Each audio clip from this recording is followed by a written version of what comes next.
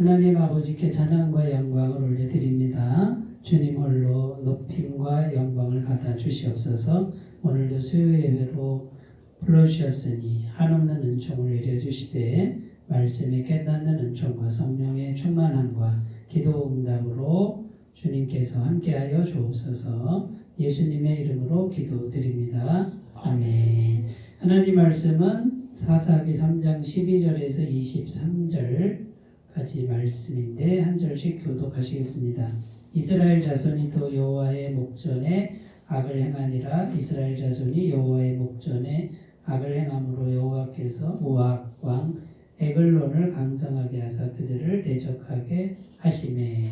에글론이 아몬과 아말렉 자손들을 모아가지고 와서 이스라엘을 쳐서 종려나무 성읍을 점령하니라. 예, 이스라엘 자손이 모압 왕 에글론을 18해 동안 섬기니라. 이스라엘 자손이 여호와께 부르짖음에 여호와께서 그들을 위하여 한 구원자를 세우셨으니 그는 곧 베냐민 사람 베라의 아들 베스자비 에훗이라. 이스라엘 자손이 그를 통하여 모압 왕 에글론에게 공물을 바칠 때에 에훗이 길이가 한 규빗되는 좌우에 날선 칼을 만들어 그의 오른쪽 허벅지 옷 속에 차고 공물을 모압 왕 에글론에게 바쳤는데 에글론 왕은 매우 비난한 자였더라. 에훗이 곡물 바치기를 마친 후에 곡물을 메고 온 자들을 보내고 자기는 길갈 근처 돌 끄는 곳에서부터 돌아와서 이르되 왕이여 내가 이러한 일을 왕에게 아뢰려 하나이다. 왕이 명령하여 조용히 하라 하매 모셔 선 자들이 다 물러간지라. 에훗이 그에게로 들어가니 왕은 서늘한 나락방에 홀로 앉아있는 중이라. 에훗이 이르되 내가 하나님의 명령을 받들어 왕에게 아뢰 일이 있나이다 하매 왕이 그의 좌석에서 일어나니 에훗이 왼손을 뻗쳐 그의 오른쪽 허벅지에서 칼을 빼어 왕의 목을 찌르되 칼자루도 나를 따라 들어가서 그 끝이 등 뒤까지 나갔고 그가 칼을 그의 몸에서 빼내지 아니하였으므로 기름이 칼날에 옮겼더라. 에훗이 현관에 나와서 다락문을 뒤에서 닫아 잠그니라. 아멘.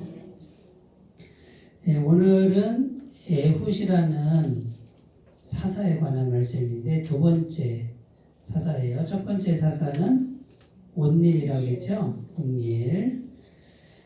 온니엘은 그 메소포다미아 왕 구산 리사다임 두 배나 악한 사람 이런 뜻인데 몇 년 동안 압제를 당했냐면 8년 동안 압제를 당하는데 이스라엘 백성들이 회개하고 부르짖어 기도하니까 하나님이 온니엘을 사사로 세우셔가지고 이제 구원을 하셨죠. 이스라엘을 구원하시고 몇 년 동안 태평했냐면 11절에 보면 40년 동안. 압제를 당한 건 8년이고 하나님이 구원해서 몇 년 동안 40년 동안 평강을 주셨어요.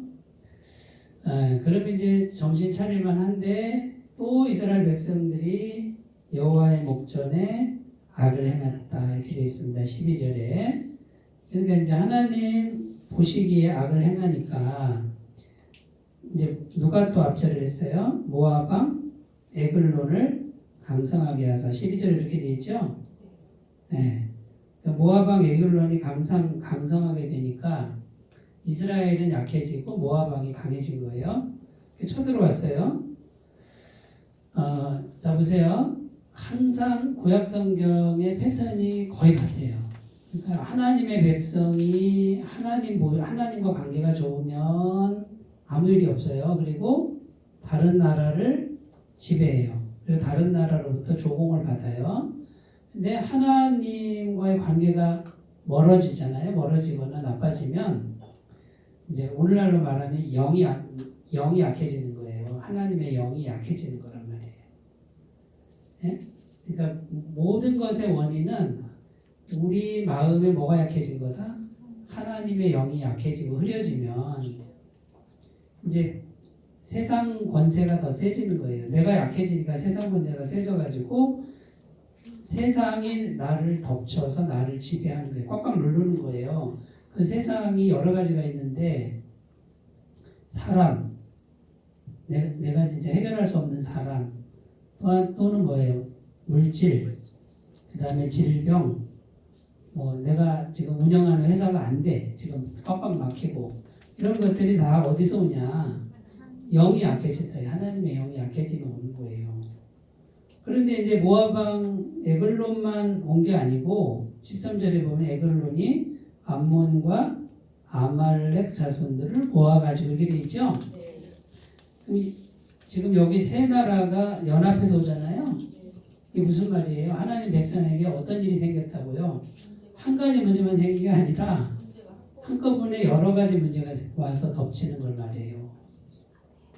그러니까 이걸 우리가 이 말씀 해석할 때 지금 이스라엘 나라가 뭐 외국이 쳐들어와서 전쟁한다 이렇게 보면 역사적인 거지만 영적으로 해석하면 지금 내가 하나님 백성인데 영이 약해지니까 문제가 막 여러 가지가 한꺼번에 터져서 덮쳐오는, 그래서 내가 지금 죽을 것 같은 거예요. 지금 막 꽉꽉 눌려가지고 한 가지 문제만 오는 게 아니라 여러 가지 한꺼번에 온다 그거죠. 그럼 이게 원인이 다 어디서 온다고요? 하나님의 영이 약해지거나 떠났거나 흐려졌거나 하여튼 영이 약해진 거예요. 자, 그래가지고 몇 년을 섬겼냐면 18해, 18년 동안, 그죠? 올해 압제를 당했죠?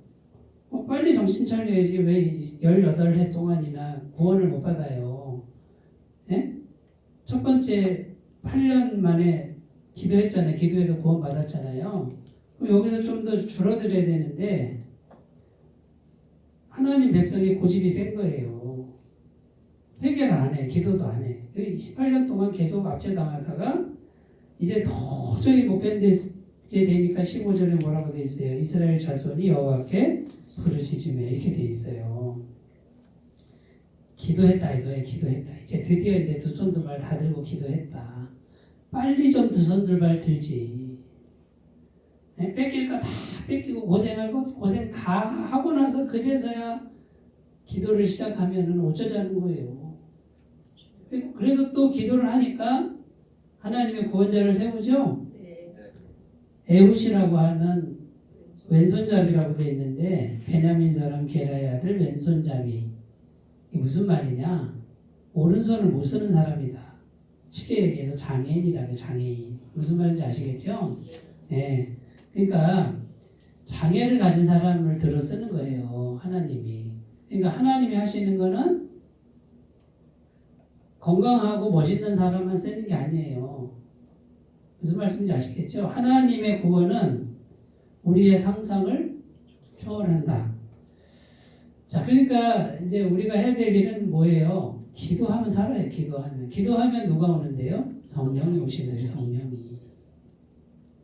하나님의 영이 다시 어디에 와야 된다고 그러죠? 제가 강조한 어디에? 마음에, 생각의 마음에 성령이 충만하게 임재해서 성령이 머물러 있어야 구원이 되고, 그게 계속 머물러 있으면 압제당하는 일은 없어요. 빼앗기는 일은 없어요. 근데 온통 다른 데 이제 생각과 마음을 뺏기고 사니까 영이 흐려지는 거예요. 영이. 틀림없이 압제가 와요. 그거는. 자, 그래가지고 이 에훗이 어떻게 해요? 자기가 장애인이니까 사람이 의심을 안 하죠. 네? 공물 바치러 갔다가 어떻게 해요? 임금님, 제가 비밀을 말할 게 있습니다. 그게 임금님이 다 물리고 장애인이니까 어떻게 해요? 믿고서 가까이 와서 얘기하라 하는데 어떻게 해요? 칼 있잖아요. 한 규빗, 한 45cm, 50cm 되는 칼을 뽑아가지고 확 찔렀는데 등 뒤까지 나갔대. 칼자루가. 단번에 모압왕 에글론을 죽입니다. 이 칼자루가 뚫고 나가는데 살이 막 너무 찐 사람이라 기름이 그 칼자루에 옮겼다. 성경에 오늘 읽었잖아요. 그렇게 돼 있어요. 그래서 모압왕 에글론을 죽이고 이스라엘 나라를 회복하는 역사가 이제 일어났다라는 내용이에요. 오늘 말씀에 보면. 자, 그래서 이제 오늘 말씀에도 보면은 이게 이제 온니엘, 에훗, 지금 이 이야기가 16번이나 반복되는 게 사사기예요. 똑같은 패턴으로. 좀 한두 번 하면은 좀 공식을 만들어가지고 말이죠. 자손들에게 공식이 다 이거 그대로 외워라. 절대로 이렇게만 하면은 너희들은 괜찮다. 좀 교육 좀 시켜야 되는데 이걸 계속 반복하는데 이 어리석은 이야기가 누구 이야기다? 나 얘기다. 오늘 우리 얘기라는 거예요. 우리가 지금 그러고 살고 있는 거예요. 아무리 얘기해도 말도 안 듣고 네? 고생 다 하고 뺏기고 다 뺏기고 이제 두 손도 말 빨리 들어야 되는데 어떡하려고 이제 다 한 가지가 아니라 막 여러 가지가 덮쳐오는데 어떡하려고. 자, 여기 첫 번째, 마음이 하나님을 떠나면 대적이 강해진다. 12절에 여호와의 목전에 악을 행하니라 이렇게 돼 있죠. 자, 여호와 앞에 악을 행한다라고 했을 때 악의 근원은 뭐냐?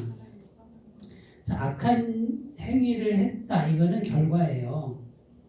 근데 그 근원이 뭐냐면 하나님을 떠난 것이 악이요 고통이라는 거예요. 예레미야 2장 19절 읽어요.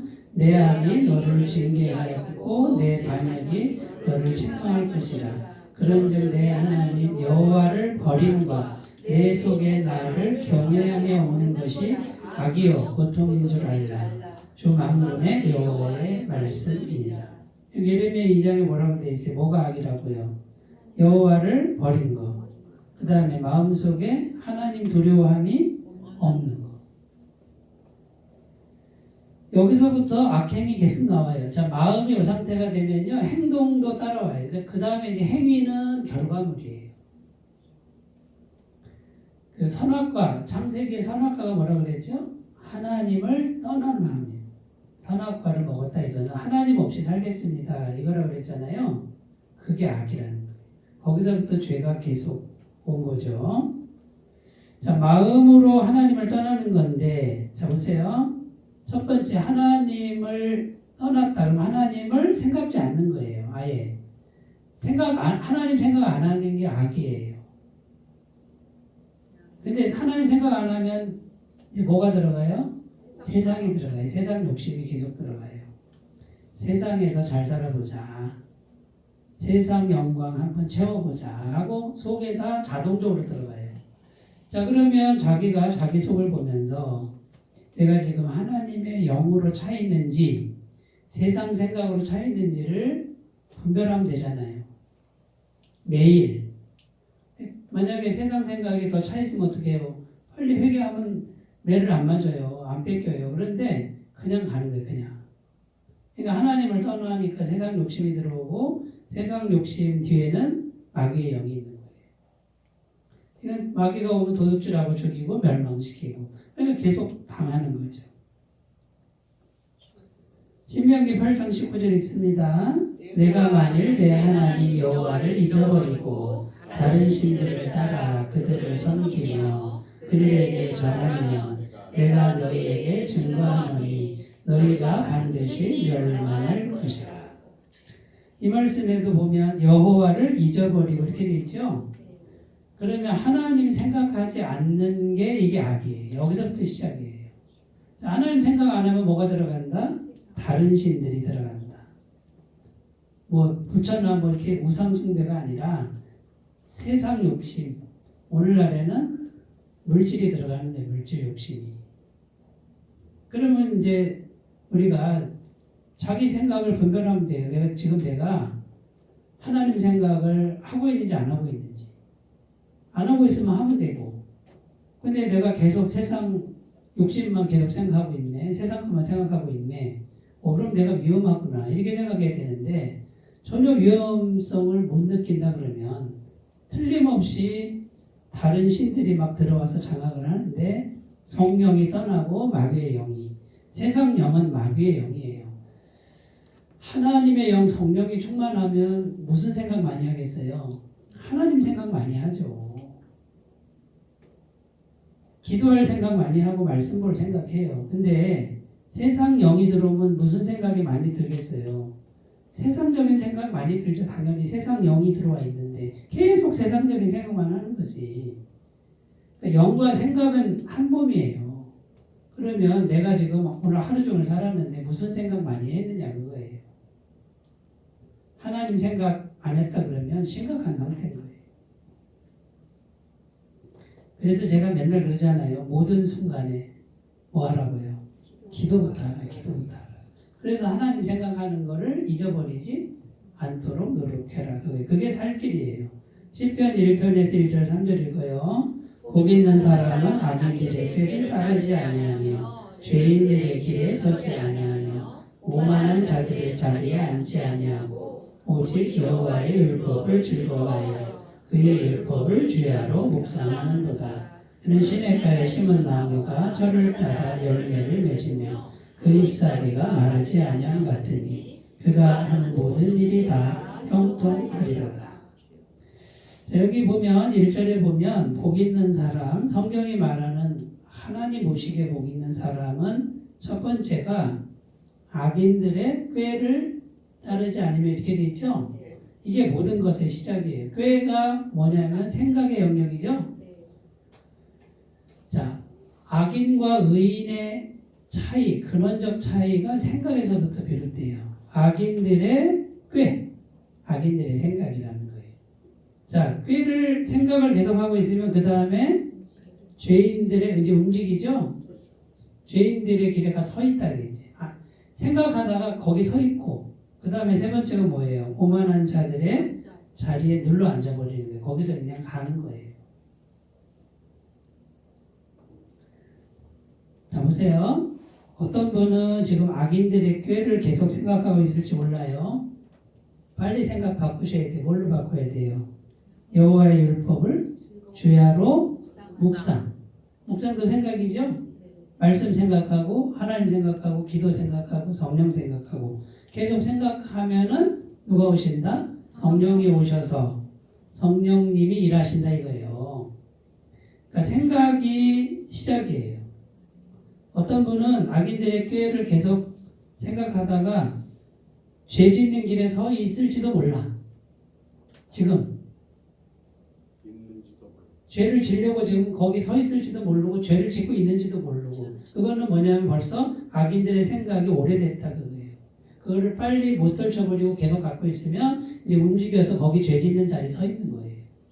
자, 그게 반복되면 어떻게 된다고요? 이제 거기 눌러 앉는다 그거예요. 근데 시작이 뭐라고요? 생각이다, 생각. 근데 복 있는 사람은 하나님 말씀을 주야로 묵상한다. 생각으로 생각한다 그러죠? 묵상한다. 그는 시냇가에 심은 나무가 철을 따라 열매를 맺으며 그 잎사귀가 마르지 아니함 같으니 그가 하는 모든 일이 다 형통하리로다. 아니, 생각만 하는데 어떻게 형통해요? 생각을 통해 누가 함께 하신다고요? 성령이 전능하신 하나님의 영이 생각을 통해 들어오는 거예요. 그분이 일하시면 모든 게 안 형통할 수가 없지. 안 형통한 게 이상한 거지. 그러니까 생각을 통해 계속 마음을 통해 성령님이 계속 계시도록만 하면 되는 문제인데 이건 안 하고 계속 세상에 가서 세상께 내 속에 들어오도록 하나님 생각 안 하고 악인들의 꾀만 생각하고 생각 관리를 방치하니까 결국은 악한 길로 갈 수밖에 없다. 예레미야 17장 5절 6절 읽어요. 여호와께서 이와 같이 말씀하시리라. 무릇 사람을 믿으며 육신으로 그의 힘을 삼고 마음이 여호와에게서 떠난 그 사람은 저주를 받을 것이라. 그는 사막의 떨리나무 같아서 좋은 일이 오는 것을 보지 못하고 광야 간조한 곳 건건한 땅 사람이 살지 않는 땅에 살리라. 자, 마음이 하나님에게서 떠난 사람은 그 상태가 저주받은 상태예요. 일단 영혼이 메마르고요. 떨기나무처럼 메마르고 환경이 좋은 일이 없어요. 사막 같은 인생. 생기도 없고 사람도 찾아오지 않는 이제 이 지경까지 가요. 근데 보세요. 마음이 마음이 하나님에서 떠났다는 상태가 뭐냐? 사람 의지하는 거예요. 사람 믿는 거. 자꾸 사람 쫓아다니는 거. 사람 쫓아다니는 자체는 나쁜 게 아닌데 어떤 마음으로? 내가 저 사람을 잡아야 돼. 마음이 하나님으로 차 있으면 어떻게 되는 줄 아세요? 하나님께 먼저 의지하고 기도하는데 하나님이 만나게 하시는 사람, 그 사람을 만나요. 근데 그 사람을 절대적으로 의지하지 않아요. 하나님이 붙여주는 사람이면 이 사람을 통해서 내가 하나님 은혜를 받는 거지, 내가 막 사람 의지하고 사람 쫓아다니고 그러지 않는다는 거예요. 육신으로 그의 힘을 삼고 사람의 능력, 사람의 머리, 이거 의지하는 거 빨리 내려놓으셔야 돼요. 물론 머리 쓰지 말라는 게 아니죠. 누구 의지해야 돼요? 성령님. 기도를 통해서 성령을 의지하고 그 다음에 움직이시라 그거예요. 자, 그러니까 마음이 하나님을 떠난 게 악이에요. 그게 악이고 그게 근원이에요. 그러면 대적이 강해집니다. 세상 영이 와서, 마귀 영이 와서 도적질하고 죽이고 멸망시키는 그 상태가 된다는 걸 우리가 다시 한번 기억하시고, 그러면 우리가 해야 될 일이 분명해졌죠? 계속 기도해서 성령의 생각을 계속 하셔야 돼요. 성령께서 계시면, 생각 속에 성령이 계시면 성령께서 나를 인도해 가요. 그 상태에서 세상 일을 하셔야 돼요. 세상 일. 그리고 사람을 너무 그렇게 막 의지할 필요 없어요. 하나님이 붙여주는 사람이면 네? 자연스럽게 연결이 돼요. 도움의 손길이. 두 번째로 갑니다. 자, 그 다음에 해야 될 일이 뭐라고요? 기도로 마음을 성령으로 채우면 반드시 회복된다. 15절을 다시 한번 읽어요. 시작. 이스라엘 자손이 여호와께 부르짖음에 여호와께서 그들을 위하여 한 구원자를 세우셨으니 그는 곧 베냐민 사람 게라의 아들 왼손잡이 에웃이라. 이스라엘 자손이 그를 통하여 모압 왕 에글론에게 공물을 바칠 때에. 자, 보세요. 이제 이스라엘 자손이 하나님께 기도하기 시작하죠. 기도하니까 하나님이 구원자를 세우셨죠. 자, 실제로 현실적으로 에웃이라는 사람을 세웠어요. 현실적으로. 그런데 어떻게 현실적으로 세워지냐면 첫 번째 기도하면 성령이 먼저 우리 속에 임해요.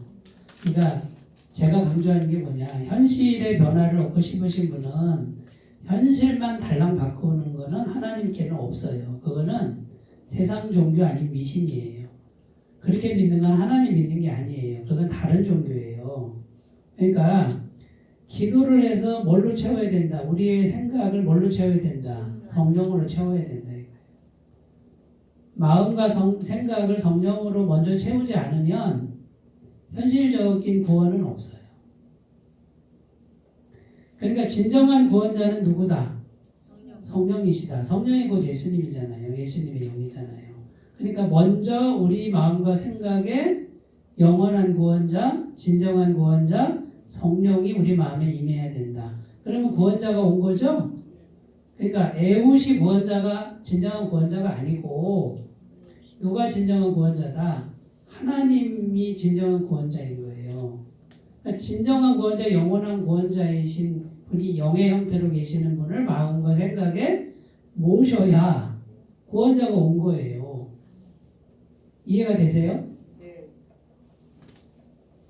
그러니까 먼저 마음에 구원자이신 성령을 채우면 이분이 이제 이분이 일을 하는 거예요. 역사하는 거예요. 구원을 베푸시는 거예요. 그래서 이분이 현실을 움직이는데 누구를 들어 쓰셨다고? 에웃이라는 사람을 들어 썼다 그거예요. 에웃이 없었으면요, 딴 사람을 도구로 사용했겠죠. 자, 그러니까 제가 다시 한번 말씀드리는데, 기도를 시작해서 성령으로 속을 채우면, 마음과 생각을 채우면 이미 구원자가 오신 상태다. 현실은 이제 구원자이신 성령께서 알아서 하신다. 근데 반드시 하신다. 틀림없이 하신다. 실패 없이 하신다. 자, 질문 드려볼게요. 마음에 구원자가 계세요? 구원자를 밀어낸 건 아니에요?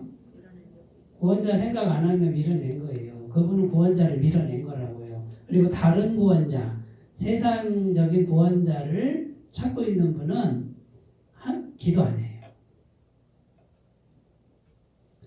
그러니까 이제 어떻게 순서가 되는지를 우리가 잘 생각했으면 좋겠어요. 창세기 2장 7절 8절이고요. 여호와 하나님이 땅의 흙으로 사람을 지으시고 생기를 흙구에 불어넣으시니 사람이 생명이 되니라. 여호와 하나님이 동방의 에덴에 동산을 창설하시고 그 지으신 사람을 거기 두시니라. 하나님이 아담을 창조하고 속에 숨을 불어넣었죠. 하나님의 영을 불어넣은 거예요. 자, 이 상태 속에 뭐가 있다고? 하나님의 영. 결국 아담 안에 구원자가, 영원한 공급자가 속에 들어와 있는 거죠. 영으로. 그러니까 에덴 동산 부족함이 있었대요, 없었대요? 여기 아담 안에 있는 하나님의 영이 다 공급하시는 거죠. 먹이시고 입히시고. 이때는 일 안 해도 되잖아요. 노동을 안 해도 된다 그 말이에요. 하고 싶으면 하고 안 하고 싶으면 안 하면 된다 그거죠. 근데 우리가 왜 노동을 하는 거죠? 왜 피곤하게 일을 하는 거죠? 아무리 열심히 해도 왜 얻어지는 게 없어요? 속에 영을 밀어냈다고요, 영을. 자, 근데 우리가 이제 예수님을 영접했어요. 십자가에서 피 흘려 죽으신 예수님을 영접. 어디다가? 마음에 영접이죠? 마음에 모시는 거잖아요. 뭘로? 마음과 생각으로 영접하는 거잖아요. 기도로. 그러면 죄사함이 되고 성령을 선물로 주신다 이렇게 돼 있죠? 그러니까 우리가 지금 창조 때에 아담의 그 원형으로 지금 회복된 거죠? 죄 때문에 성령이 못 오셨는데 막혔는데 그래서 비참하게 살았는데 이제는 예수님의 죄사함을 복음을 듣고 예수님 영접하고 성령이 와 계신 거잖아요. 그러니까 지금 태초의 아담의 모습이 됐다 그거예요. 그러면 이제는 뭘로 살아야 돼요? 영으로 살아야지. 하나님의 공급으로 살아야지. 아담이 일 안 했다니까요. 하나님의 공급으로 살았다고요. 지금 우리는 하나님의 공급으로 살 수 있다 없다? 살 수 있는 상태가 됐다고요. 이게 복음적 삶이에요. 그러니까 이제 어떻게 해야 돼요? 성령을 모시고 믿음으로 구하면 그냥 받는 걸 연습하셔야 돼요. 그냥 주시는 거. 은혜로 받는 거 연습하셔야 되는데 구원받은 이후에 성령도 받아놓고 또 열심히 내가 일을 하네. 열심히 일을 해도 안 벌리는 걸, 안 되는 걸. 그걸 빨리 정신 차리면 좋은데 계속 반복하네. 지금 이스라엘 백성들 얘기가 그 얘기예요. 그러니까 우리가 지금 성경을 읽지만 지금 내 얘기한다 이렇게 생각하셔야 돼요. 빌립보서 4장 6절 10절 읽어요. 아무것도 염려하지 말고 다만 모든 일에 기도와 간구로 너희 구할 것을 감사함으로 하나님께 아뢰라. 그리하면 모든 지각에 뛰어난 하나님의 평강이 그리스도 예수 안에서 너희 마음과 생각을 지키시리라. 마음과 생각을 평강, 하나님의 평강, 곧 하나님의 성령이에요. 성령이 평강의 영이에요. 평안을 너에게 끼치노니 곧 나의 평안을 너에게 주노라. 이 말씀이 언제 주셨냐면 보혜사 성령을 보내주겠다. 그 말씀 끝부분에 주시는 거예요. 성령이 오시면 천국 평안이 마음에 임한다. 그러니까 하나님의 평강이 어디를 지킨다고요? 마음과 생각을 먼저 지켜야 돼요. 그거 건너뛰고는 안 된다. 마음과 생각을 관리하지 않고 뭔가를 하나님의 도우심으로 하려는 분들은 잘못하시는 거예요. 하나님과 연결이 안 된 상태에서 뭘 얻으려고 하는 거예요. 안 돼요, 그거는.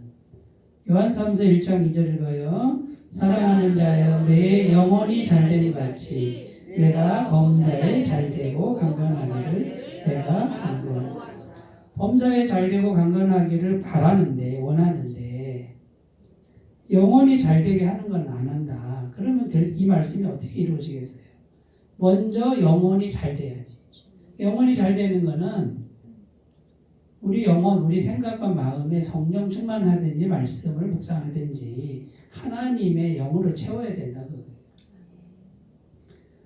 이건 자연스럽게 돼요. 결국 우리가 일하는 게 아니라 하나님의 원래 창조의 그림은 하나님의 영을 우리 생각과 마음에 가득가득 차게 해서 내 속에 계신 성령이 일을 하셔서 우리가 믿고 소원하는 것을 선물로 가져다 주시는 이 모습이 하나님이 원래 원하는 모습이에요. 그런데 마귀가 바꿔놓은 건 뭐예요? 아니야. 하나님은 은혜에 인색하는 분이니까 네가 열심히 일해야 돼. 일 안 하는데 누가 주겠어? 이게 율법이고요. 율법의 저주 아래에 있는 사람들의 생각이에요. 내가 열심히 해야 된다. 근데 복음을 믿고 은혜 아래 들어온 사람은 아니, 성령을 모시고 이분과 좋은 관계 맺고 믿음을 가꾸고 기도하면 하나님이 선물로 주시는 거야. 자, 선물로 받았으니 자랑할 게 있어요, 없어요? 없어요. 누가 주신 거예요? 처음부터 끝까지 하나님 다 주신 거고 나는 믿음으로 받기만 한 거니까. 그럼 마귀가 또 그래요. 너는 도둑놈이다. 일도 안 하고 받으려고 그러냐. 여기에 또 속아서 또 그래 맞아 나는 도둑놈이야. 이러고 있는 분들은 복음이 뭔지 모르는 거예요. 그리고 또 하나님이 선물로 주니까 나 오늘부터 직장 안 나가. 이런 분들도 지금 복음을 잘못 알고 있는 거예요. 우리가 이 세상에 죄 많은 이 세상에서 살아갈 동안에는 내게 주어진 일을 성실하게 하는 거예요. 그런데 믿음이 내 생각이 하나님의 은혜로 산다라고 하나님 은혜를 주신다라고 계속 믿어야 현실 속에서도 실제로 공급되는 게 있어요. 우리가 혼동하지 않았으면 좋겠습니다. 마음을 성령으로 채우시면요. 성령이 다 일을 하세요. 그리고 성령께서 필요한 사람도 움직여서 내 앞에 갖다 앉혀놔요. 제가 전도하는데 막 나가서 막 이렇게 안 하잖아요. 근데 뭐는 하고 있는지 아세요? 성령을 모시고 보세요. 성령 모시고 주님 내가 복음을 전할 수는 있습니다. 잘은 못해도 복음의 내용은 내가 알고 있습니다. 복음 들을 사람 내 앞에 앉혀놓으시면 제가 말은 하겠습니다. 하실까요? 안 하실까요? 아니, 제가 하겠다는데 커피값도 제가 내고요. 밥값도 제가 낼게요. 앉혀만 주세요. 안 들어주실까요? 그리고 제가 나가서 어디 가서 전도를 해요? 제가 능력이 없는데. 그러니까 내가 못하는 건 누가 하는 거예요? 하나님이 하시는 거예요. 하나님이. 그러니까 우리가 성령님을 동역자로 모셔야 돼요. 파트너로 모셔야 되고 스폰서로 모셔야 돼요. 그리고 그분과 함께 일하는 거. 결국 성령을 마음에 모시고 마음을 계속 지키고 충만하게 하고 주님 요거는 제가 능력이 없어서 못하니까 요거는 해주시면 제가 요거는 할 수 있는데요. 겸손하게 해보세요. 틀림없이 만나게 하십니다. 세 번째로 갑니다. 마음 안에 계신 성령님의 전능하신 능력을 믿어야 한다. 성령이 일하시는 게 요게 믿어져야 됩니다. 자, 이 부분에서 성령이 계신 것도 모르고 성령님의 능력도 믿지 못하는 분들이 많아요. 그리고 제가 이렇게 말씀드려도 마음에 안 와닿는 사람이 많아요. 그런데 그냥 믿으셔야 돼요. 믿고 그냥 해보셔야 돼요. 15절에 보면 왼손잡이 에옷 이렇게 나오는데 오른손이 불구라는 의미입니다. 장애인이라는 뜻이죠. 하나님이 함께 하심이 중요하지 장애는 문제가 된다 안 된다. 자, 믿음 없는 사람 있잖아요. 복음을 제대로 알지 못하는 사람은 자꾸 문제만 찾아요. 이래서 안 되고요. 사람이 말 안 들어서 안 되고요. 나는 가진 게 없어서 안 되고요. 안 되는 이유를 찾으면요. 수만 가지 찾을 수 있어요. 되는 이유는요. 되는 이유도 수만 가지 찾을 수 있는데 가장 확실한 건 뭐예요? 하나님이 하시면 되지. 그러니까 이제 우리가 생각 속에서 안 된다라고 하는 게 자꾸 올라올 때 그게 그 사람 믿음이 돼요? 안 된다 그러면 그래 너 안 된다 그랬으니까 안 되는 걸 네 믿음으로 할게. 믿음대로 될지어다 이렇게 돼요. 그러니까 우리가 생각에서부터 안 된다라는 거를 이제 빼셔야 돼요. 성령을 모셔놓고 성령님이 하시면 다 됩니다. 마태복음 19장 26절 읽어요. 예수께서 그들을 보시며 이르시되 사람으로는 할 수 없으나 하나님으로서는 다 하실 수 있느니라. 분명히 이렇게 돼 있잖아요. 그러니까 기도를 통해서 성령을 계속 모시고 쉬워요. 내가 지금 계속 성령을 생각하고 있으면 되고 의지하고 있으면 돼요. 근데 내가 지금 잊어버렸어요. 세상 것만 자꾸 막 복잡한 생각이 계속 들어온다 그러면 이거는 성령 고갈 현상이에요. 성령이 지금 떠난 상태, 이 상태로는 안 돼요. 회복 안 돼요. 근데 계속 기도하면서 이 성령님이 스가랴 4장 6절에 뭐라고 돼 있어요? 힘으로도 안 되고 능력으로 안 되나 오직 나의 영으로는 된다. 성령으로는 다 된다. 이렇게 돼 있어요. 마태복음 8장 13절 읽습니다. 예수께서 백부장에게 이르시되 가라 내 믿음대로 될지어다 하시니 그 즉시 하인이 나으니라. 자, 백부장은 교회 안 다니는 사람이 오늘날로 말하면 이방 사람이에요.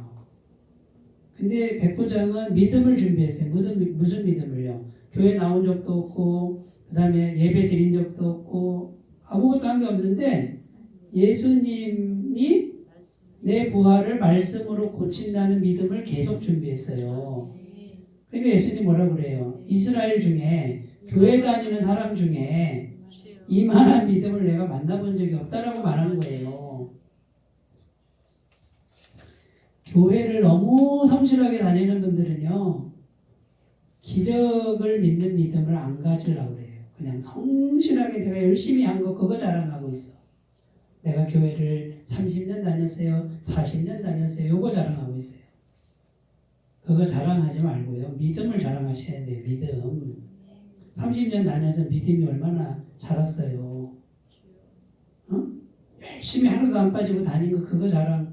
물론 착하게 잘 신앙생활 성실하게 잘해서 어쨌든 교회에 도움이 된 거 잘한 거예요. 그런데 이만한 믿음을 만나본 적이 없다라고 하신 주님의 음성을 좀 잘 들었으면 좋겠습니다. 그러니까 성령을 모시고 자, 믿음을 이제 확장시켜 나가야 되는데 한 번에 확장시키면 믿음이 안 생겨요. 그러니까 성령을 모시고 전능하시다는 걸 들었잖아요. 그러면 내 힘으로 할 수 없는 거, 너무 큰 거 말고 이렇게 단계적으로 하셔야 되는데 하나씩 이렇게 믿음을 가지고 계속 기도해 보세요. 그러면 그게 하나씩 응답될 때마다 재밌어요. 그리고 성령님이 아시는구나. 나를 아시는구나. 내 기도 들으시는구나. 그래서 한 단계씩 이렇게 나아가시면 체험을 하시게 되고 체험을 해야 믿음이 자라날 수 있습니다. 로마서 8장 11절 읽습니다. 예수를 죽은 자 가운데서 살리시니 영이 너희 안에 거하시면 그리스도 예수를 죽은 자 가운데서 살리시니가 너희 안에 거하시는 그의 영으로 말미암아 너희 죽을 몸도 살리시리라. 자, 성령이 우리 안에 계시면 성령은 영생의 영이고 부활의 영이에요. 자, 보세요. 일단 성령이 우리 안에 들어오면 어떤 영이 나가는 줄 아세요? 마귀의 영이 나가죠? 세상 영이 나가요. 근데 마귀의 영은 사망 권세 잡은 자, 죽음의 영이에요. 성령이 고갈되면 자동적으로 마귀 영이 오는데 죽음으로 몰고 가요. 죽음이라는 게 뭐냐면 뭐든지 안 되게 하는 거예요. 다 빼앗기는 거예요. 그런데 성령이 오시면 죽음의 영이 물러나거든요.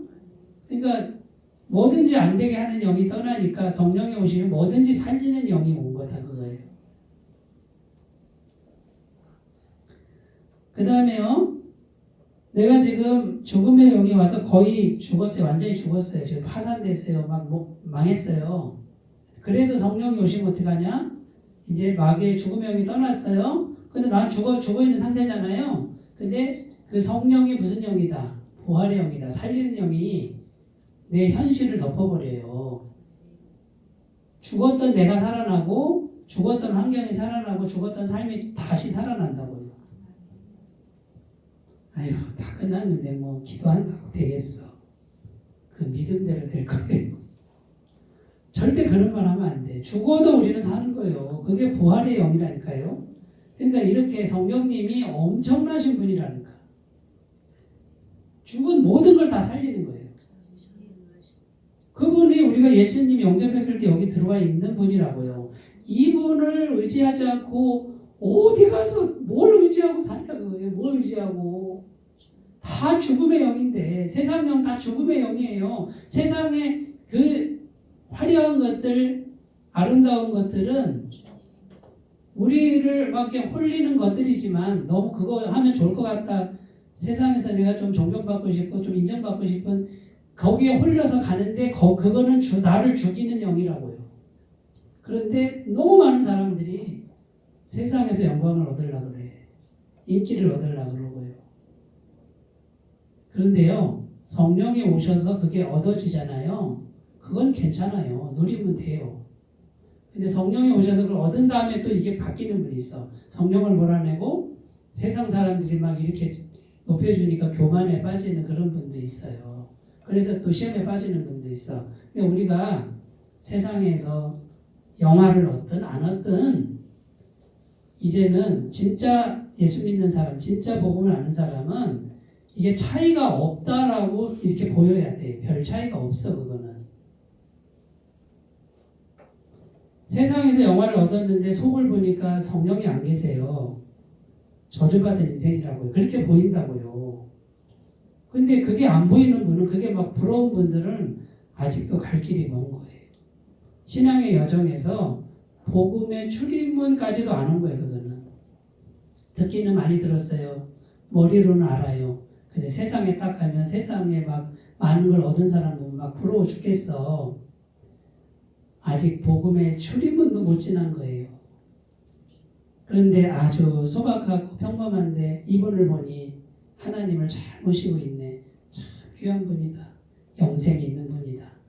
하나님이 사랑하시는 분이다. 그게 보인다 그러면 그분이 이제 복음의 눈을 뜨신 분이다라는 거예요. 여러분, 이제는 세상이 먼저가 아니에요. 보이지 않는 하나님의 영, 하나님의 말씀을 속에 채우면 하나님이 세상 것도 가져다 주는데 부족함 없이 줘요. 이 순서를 바꾸면 안 돼. 순서를 바꾸는 즉시 망합니다. 이제 마귀 아래, 저주 아래 들어갑니다. 다 빼앗깁니다. 우리가 이 부분을 항상 생각하시면서, 자, 사사기가 계속 반복됩니다. 다음에 또 똑같은 비슷한 얘기 또 반복되는데 같은 내용이지만 또 다른 게 있어요. 그걸 한번 우리가 잘 찾아가면서, 사사기는 옛날 얘기가 아니라 내 얘기다, 이렇게 생각하시고 잘 찾아가셨으면 좋겠습니다. 기도합니다. 하나님 아버지, 우리 마음에 먼저 하나님의 영과 평강의 영으로 충만하게 채우는 이 일부터 우리가 열심히 할 수 있도록 도와주시옵소서. 예수님의 이름으로 기도